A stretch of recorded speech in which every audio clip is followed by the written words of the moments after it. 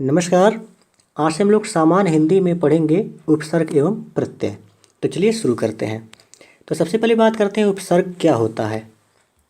तो उपसर्ग वह शब्दांश है जो किसी शब्द के पूर्व जुड़कर उसमें विशिष्ट अर्थ भर देता है।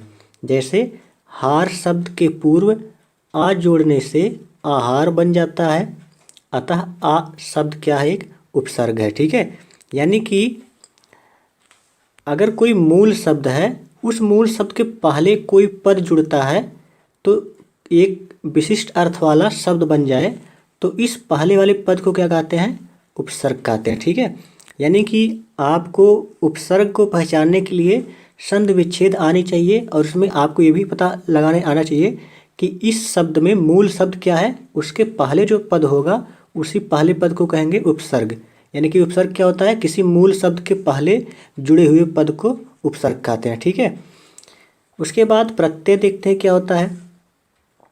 तो प्रत्यय क्या होता है, तो वह शब्दांश जो मूल शब्दों के अंत में जुड़ करके उनके अर्थ में विशेषता या परिवर्तन ला देते हैं, वे प्रत्यय होते हैं। ठीक है, जैसे अगर कोई शब्द सुंदर है, यानी कि एक सुंदर शब्द के अंत में ता जोड़ने पर सुंदरता शब्द बन जाता है, अतः ता एक प्रत्यय है। ठीक है, यानी कि अगर किसी शब्द के, जैसे अगर कोई मूल शब्द है उसके बाद में कोई उत्तर पद जुड़े तो उस उत्तर पद को क्या कहते हैं, प्रत्यय कहते हैं। ठीक है, तो उपसर्ग और प्रत्यय में समझने के लिए आपको संधि विच्छेद आनी चाहिए और आपको ये पता लगाने आना चाहिए कि मूल शब्द क्या है। ठीक है, यानी कि मूल शब्द के बाद में जो शब्द होगा उसे कहेंगे प्रत्यय और मूल शब्द के जो पहले होगा उसे कहेंगे उपसर्ग। ठीक है, जैसा कि हम लोगों ने भी ऊपर देखा।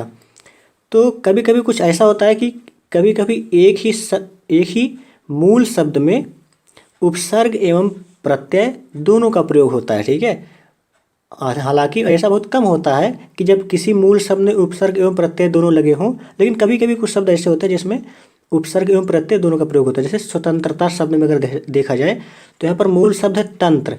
ठीक है, लेकिन इससे पहले स्व का प्रयोग हुआ, यानी कि स्व उपसर्ग है और ता इसमें प्रत्यय है। ठीक है, तो स्वतंत्रता शब्द में स्व उपसर्ग है और ता प्रत्यय है और मूल शब्द है तंत्र। ठीक है, तो स्वतंत्रता शब्द एक ऐसा शब्द है जिसमें उपसर्ग एवं प्रत्यय दोनों का प्रयोग हुआ है। ठीक है, कभी कभी दो प्रत्ययों का एक साथ प्रयोग होता है। जैसे समझदारी शब्द में यहाँ पर मूल शब्द समझ, लेकिन इसमें दो प्रत्यय, एक दार और एक ई। ठीक है, तो समझ में दार और ई जुड़ करके बन गए समझदारी। ठीक है, तो इस तरह से कभी कभी मूल शब्द में उपसर्ग एवं प्रत्यय दोनों जुड़े होते हैं, कभी कभी उसमें दो प्रत्यय एक साथ जुड़े गए होते हैं। ठीक है, लेकिन अधिकतर ऐसा होता है कि एक ही उपसर्ग होगा या फिर एक ही प्रत्यय होगा।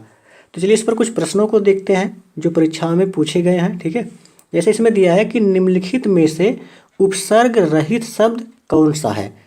तो उपसर्ग रहित का मतलब क्या होता है कि जिसमें उपसर्ग ना हो। तो अगर जिसमें उपसर्ग नहीं होगा तो उसमें क्या होगा, प्रत्यय होगा। ठीक है, तो उपसर्ग नहीं होगा यानी कि यहाँ पर देखेंगे मूल शब्द के पहले कोई पद जोड़ा गया है कि नहीं जोड़ा गया है। तो जैसे इसमें पहले में क्या है, सुयोग। सुयोग में क्या है, मूल शब्द है योग, यानी कि योग से पहले, इस योग शब्द से पहले सु जोड़ा गया, यानी कि सु यहाँ पर उपसर्ग है। ठीक है, विदेश बी में है, बी ऑप्शन है विदेश, यानी कि यहाँ पर मूल शब्द है विदेश, तो देश के पहले वी जोड़ा गया है, यानी कि यहाँ पर वी उपसर्ग है।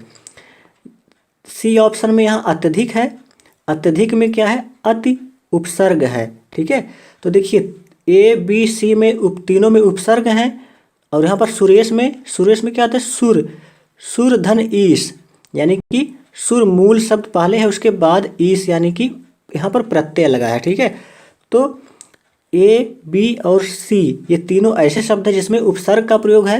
डी एक ऐसा शब्द है जिसमें उपसर्ग का प्रत्यय नहीं, यानी उपसर्ग का प्रयोग नहीं, यानी कि प्रत्यय का प्रयोग है।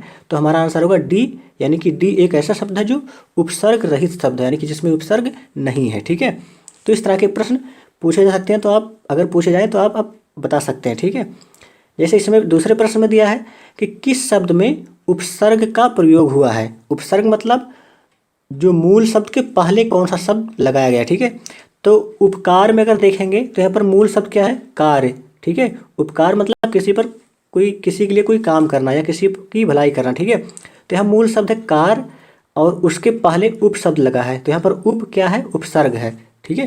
तो यानी कि उपकार में उप प्रत्यय लगा, नहीं उपसर्ग लगा है, ठीक है।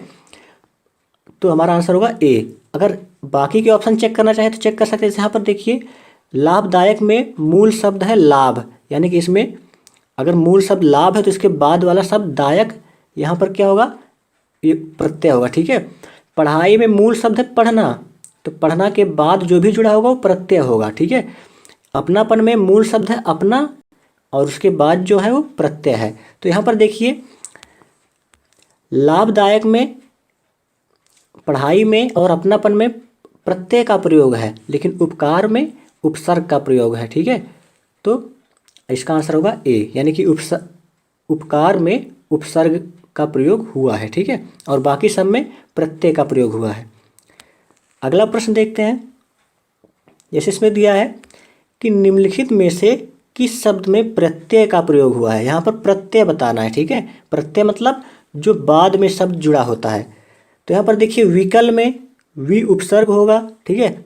अलक में आ उपसर्ग होगा, पुलक में पु उपसर्ग है, लेकिन धनिक में यहाँ पर मूल शब्द धन है और इक यहाँ पर प्रत्यय है, ठीक है।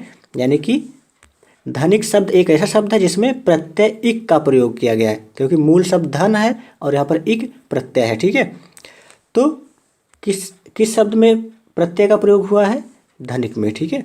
तो हमारा आंसर होगा डी। तो इस तरह से आप देखिए अगर संधि विच्छेद करके आप मूल शब्द को पहचान सकते हैं तो उपसर्ग और प्रत्यय दोनों बता सकते हैं, ठीक है।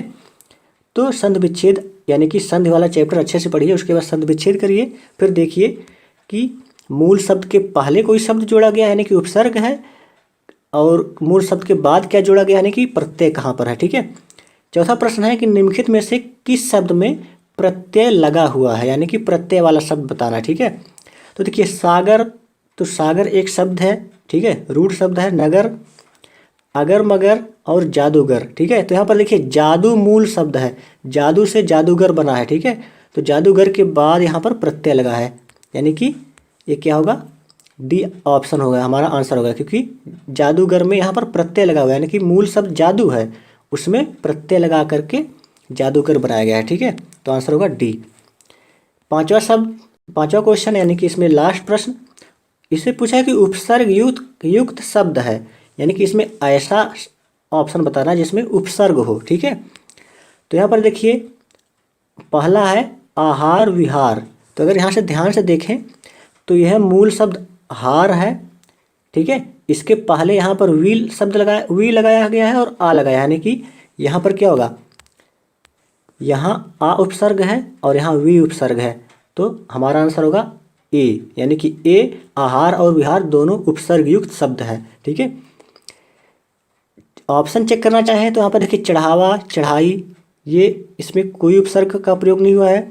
भुलावा और छलावा यहाँ पर प्रत्यय का प्रयोग हुआ, क्योंकि यहाँ पर भूलना मुख्य शब्द है, ठीक है। यहाँ पर छलना मुख्य शब्द है, तो इसके बाद में प्रत्यय का प्रयोग हुआ है। ये डूबता चढ़ता, इसमें आ प्रत्यय लास्ट में लगा है, ठीक है, क्योंकि यहाँ पर डूबना और चढ़ना मूल शब्द है, तो बाद में प्रत्यय का प्रयोग हुआ है।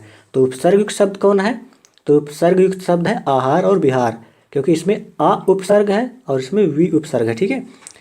तो इस तरह से प्रश्न परीक्षा में पूछे जाते हैं। अधिकतर लोग उपसर्ग और प्रत्यय पढ़कर छोड़ देते हैं, लेकिन ये नहीं देखते कि अगर ये बताना हो किस शब्द में उपसर्ग होगा, किस शब्द में प्रत्यय होगा, तो उसे कैसे बताएंगे, ठीक है।